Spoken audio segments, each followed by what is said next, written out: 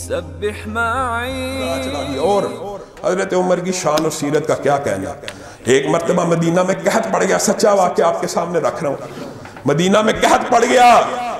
حضرت عمر نے قسم کھائی, قسم, میں گھی, میں دودھ اور میں گوشت اس وقت تک نہیں کھاؤں گا جب تک میری رعایا کو میسر نہ ہو جائے. قحط ختم ہو گیا.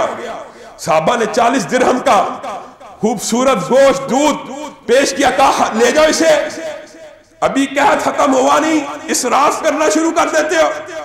عمر کو اسراف پسند نہیں ہے.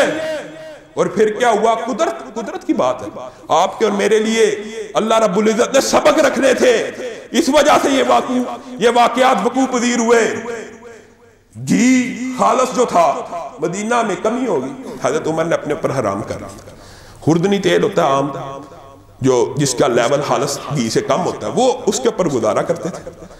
عرصہ گزر گیا, گھی کی شارٹیج ختم نہ ہوئی. حضرت عمر تدبیر کر رہے ہیں کہ یہ معاملہ حل ہو جائے. حضرت عبد الرحمن ابن عوف اس واقعے کے راوی ہیں. صرف ایک واقعہ آپ کی اور میری زندگی بدل سکتا ہے. حضرت عمر کھڑے ہوئے, عبد الرحمن ابن عوف کہتے ہیں میں ساتھ تھا. عمر کے پیٹ میں سے گڑ گڑ کی آواز آ رہی تھی. کتنے عرصے سے گھی میدے میں نہیں گیا اور میدا گڑ گڑ کر رہا ہے. عمر کھڑے ہوئے, اپنے میدے کو ہاتھ مارا اور کہا کر کر اولا تکر کر, اور گڑ گڑ کر یا نہ گڑ گڑ کر. لیس لک عندنا غیر الزیت حتی یحیی الناس, میرے پاس تیرے لیے عام خوردنی تیل کے علاوہ کچھ نہیں, جب تک لوگوں کو اچھا اور خالص تیل مہیا نہ ہو جائے. عبد الرحمن ابن عوف کہتے ہیں گڑ گڑ کی آواز اتنی شدید تھی, اور عمر کا حکم جو میدے کو اس نے دیا اس انداز میں دیا کہ میری آنکھوں سے پانی آنا شروع ہو گیا, اور میں بازار کی طرف دوڑنا شروع ہو گیا. اور میں نے کہا عمر تو چلا جائے گا تو دنیا برباد ہو جائے گی. عمر تیرے بعد اچھے لوگ دنیا میں نہیں رہیں گے. ایسا بادشاہ اور حاکم دنیا میں آ سکتا ہے. عوام کو اگر خالص گھی میسر نہیں, 2 ماہ گزر چکے ہیں, پیٹ میں گھی کا قطرہ بھی نہیں ڈالا, اور اپنے معدے کو حکم دے رہے ہیں. یہ حضرت عمر کا زہد و تقوی اسی کے اوپر بس ہے. حضرت عمر ایک دن کاروباری امور سلطنت, یہ نہیں, حضرت عمر کا ایک اور بات لفظ آیا تو ذہن میں بات بھی آ گئی ہے. حضرت عمر کا یہ اجتہاد ہے, ضروری نہیں اجتہادات صحابہ حجت ہو, لیکن حضرت عمر اپنے اس اجتہاد کے اوپر بڑے سخت تھے. کیا ان کا اجتہاد تھا حکمران کو کاروبار کی اجازت نہیں ہے. یہ ان کا اجتہاد تھا فقہی طور پہ. بعض فقہا نے لکھا ہے کہ حکمران تجارت کر سکتا ہے, کاروبار کر سکتا ہے, بشرط یہ کہ وہ اپنے اثر رسوخ کو اس کاروبار میں انوالو نہ کرے. لیکن حضرت عمر کا اجتہاد اس سے مختلف تھا. حضرت عمر کہتے تھے اثر رسوخ کی بات تو بات کی ہے, حکمران تجارت کر ہی نہیں سکتا. اگر اللہ رب العزت نے کسی کو حکمران بننے کا موقع دیا, گورنر بننے کا موقع دیا, کسی شہر کا عہدیدار بننے کا موقع دیا, تو وہ کاروبار تجارت نہیں کر سکتا. یہ حضرت عمر کے اجتہادات میں سے. وجہ کیا ہے؟ اس کی کچھ وجوہات ہیں. جو حکمران ہوتا ہے وہ تجارت میں اثر انداز ہو یا نہ ہو, لوگ اسے فیور دے دیتے ہیں, لوگ اس کے ساتھ رعایت کر دیتے ہیں. یہ قدرتی سی بات ہے. بعض فقہا نے البتہ یہ لکھا ہے کہ اگر کاروبار پہ اثر انداز نہ ہو تو کر سکتا ہے, لیکن ہماری رائے اور ہمارے ذہن میں اس حوالے سے حضرت عمر کا اجتہاد زیادہ قوی ہے کہ حکمران اثر انداز ہو رہا ہو یا نہ ہو رہا ہو, لوگ رعایا خود بخود اس کو رعایت دینا پسند کرتے ہیں. تو حضرت عمر ایک ضمنی طور پہ بات آئی ہے تو یہ بھی بات بتا دیتا ہوں. حضرت عمر کا یہ اجتہاد کب کھل کے سامنے آیا؟ حضرت معاذ ابن جبل واپس آئے نا یمن کی گورنری سے, نارمل انسان تھے لیکن جب آئے مال دولت, کثیر مال دولت, حضرت عمر سے برداشت نہیں ہوا. حضرت عمر نے کہا تو وہی معاذ ہے؟ حضرت عمر نے ان کو ایک دو جملے کہے. حضرت ابو بکر کے پاس پہنچ گئے, کہا اس سے مال واپس لو. ابو بکر نے کہا میں کیوں مال واپس لوں؟ گورنر تھا یمن کا, اپنا کاروبار کرتا تھا, تجارت کرتا تھا, کپڑے کا کام کرتا تھا, فلاں کام کرتا تھا, خرید و فروخت کرتا تھا, میں اس سے مال واپس نہیں دوں گا. حضرت عمر کو جب پتہ لگا نا معاذ کے اوپر تو ان کی بس نہیں تھی چل سکتی. حضرت عمر نے حضرت ابو بکر کے پاس اپیل کی, وہ بھی مسترد ہوگی, تو معاذ کے کان میں جا کے کہنے لگے اس کو واپس کر دے. میں تجھے نصیحت کرتا ہوں, حکمران عہدیدار کے لیے یہ جائز نہیں ہے کہ وہ تجارت کرے. معاذ ابن جبل اب مسکراتے ہیں, حضرت عمر کی باتوں کو سن کے گھر چلے جاتے ہیں. اگلے دن آتے ہیں, عمر کہاں ہے؟ عمر کو بلایا جاتا ہے اس لیے بعض محدثین اور فقہا نے لکھا ہے عمر کا یہ اجتہاد قابل حجت بھی ہے. وجہ کیا؟ معاذ ابن جبل کے اس خواب کے اوپر غور کیجیے. معاذ کہتے ہیں عمر کو بلاؤ. عمر جتنا مال دیوان گورنری یمن کے اندر میں نے کمایا بیت المال میں داخل کرتا ہوں. کیا ہوا معاذ؟ کل تک تو مال واپس نہیں تھا کرتا. کہا ہاں اللہ کی قسم رات کو سویا ہوا تھا, خواب آئی پانی میں غوطے کھا رہا ہوں, خواب آئی پانی میں غوطے کھا رہا ہوں, اور ایک آواز آئی معاذ اپنے ہاتھ کو پکڑا میں تجھے باہر نکالوں. میں نے جب اس ہاتھ کو دیکھا عمر وہ ہاتھ تیرا تھا, عمر وہ ہاتھ تیرا تھا, تو نے مجھے ڈوبنے سے غرق ہونے سے بچا لیا. یہ حضرت عمر کا اجتہاد تھا. وہ کسی بھی گورنر کو کسی بھی عہدیدار کو کاروبار نہیں سے کرنے دیتے, کہتے تھے ہاں بیت المال میں سے اپنی تنہا لے.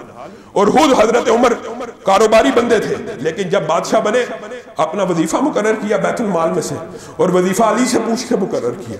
حضرت علی بہت بڑے فقیہ تھے. کتنا ہونا چاہیے؟ دوپہر اور شام کا کھانا, امیر المومنین دوپہر اور شام کا کھانا آپ مقرر کر سکتے ہیں.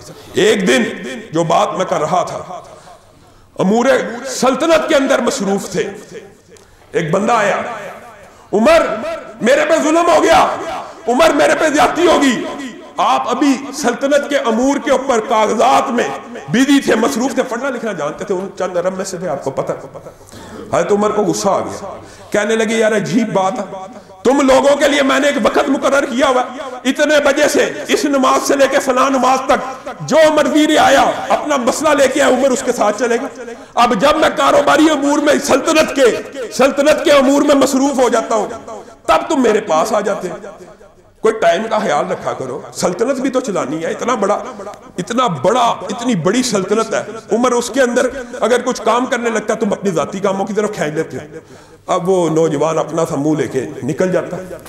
حضرت عمر ابھی مصروف ہونے لگتے ہیں, دل پہ چوٹ پڑتی ہے کہ ایک داد رسی اور ایک مظلوم عمر کے پاس آیا تھا, اس نے ایک فریاد کی, اگر عمر نے بر وقت اس کو جواب نہ دیا تو اللہ کو کیا جواب دے گا. ہر کاروں کو دوڑایا, کہا نوجوان کو پکڑ کے لاؤ.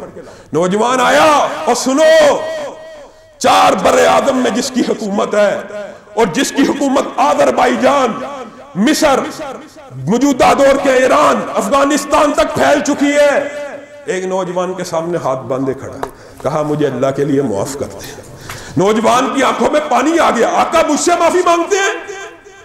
آپ جنون بیوی تھے, آپ کی نیت کے اوپر مجھے کوئی شک نہیں, مجھے معاف کر دے. آپ کی رضا کے لیے اور اللہ کی رضا کے لیے میں آپ کو معاف کرتا ہوں. یہ تو نے کیا جملہ کیا؟ عمر کی رضا نہیں, صرف اللہ کی رضا کے لیے معاف کر, میں تیرے معاملے کو حل کرتا ہوں. نوجوان اللہ کی رضا کے لیے معاف کرتا ہے. حضرت عمر اس کے معاملے کو حل کر کے آتے. اب آگے واقعہ حنف بن قیس سے سنیں. کہتے ہیں عمر واپس آئے, ہم نے سوچا امور سلطنت کے اندر مصروف ہو جائیں گے, جو کام چھوڑ کے گئے ہیں, جو کاغذات چھوڑ کے گئے ہیں اس کے اندر بیزی ہو جائیں گے. عمر نے وضو کیا, نفل پڑھنا شروع کیے. ہر نفل کے بعد طویل انہوں نے روایت کو بیان کیا, مفہوماً بیان کرتا ہوں. حضرت عمر نے اپنے نفس کو چوٹ کی کہ تو ایک ذلیل تھا, اللہ نے تجھے عزت دی, تو گمراہ تھا, اللہ نے تجھے ہدایت دی, تو یہ تھا, لمبی روایت ہے.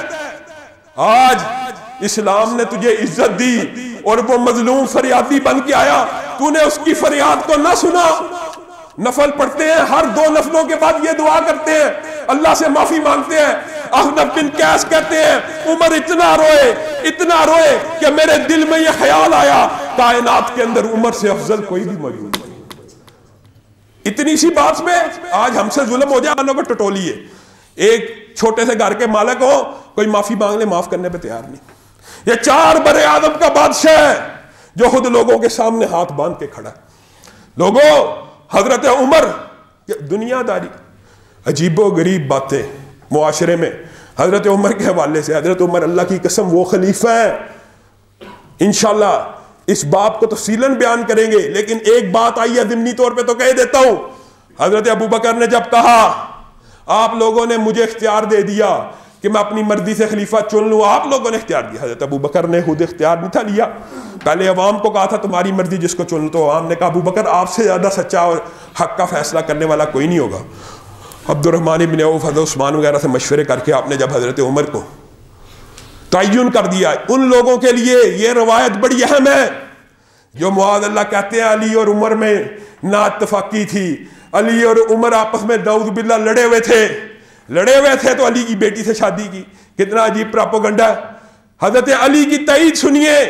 حضرت ابو بکر نے بیماری میں آ کے بار کہا جس کو خلیفہ مقرر کروں گا کوئی بندہ اعتراض تو نہیں کرے گا مسلمانوں کا. خدشہ تھا ثقیفہ بنی سعدہ والا واقعہ نہ ہو جائے، انصار و مہاجرین آمنے سامنے نہ ہو جائیں، اپنی زندگی میں ایسا خلیفہ بنا جاؤں کہ کوئی ایک بھی مسلمان اس پہ اعتراض نہ کر سکے. سب صحابہ نے کہا ابو بکر آپ جو فیصلہ کریں گے ہمیں منظور ہے. حضرت علی بھی بیٹھے تھے خاموش رہے. حضرت ابو بکر نے دوسری مرتبہ پوچھا کیا جس کو خلیفہ مقرر کروں گا مسلمان اس کے اوپر راضی ہوں گے؟ حضرت علی ایک دم کھڑے ہوئے. کہا حضرت ابو بکر راضی ہوں گے لیکن ایک شرط پہ. یہ علی یا عمر کا مخالف؟ اس کے بارے میں کہتے ہو یہ عمر کا مخالف تھا، عمر اس کے مخالف تھا. علی کھڑے ہوئے، ابو بکر روئے زمین کے اوپر قرۂ عرش کے اوپر اگر آپ نے عمر کے علاوہ کسی کو خلیفہ مقرر کیا علی اس کے خلاف بغاوت کرے گا. حضرت علی کہہ رہے ہیں صحیح سند کے ساتھ یہ روایت موجود ہے. آپ نے صحابہ کے درمیان جھوٹی کہانیاں گڑی ہوئی. اللہ رب العزت جو کہا گیا جو سنا گیا اس کو سمجھنے کی توفیق عنایت فرمائے.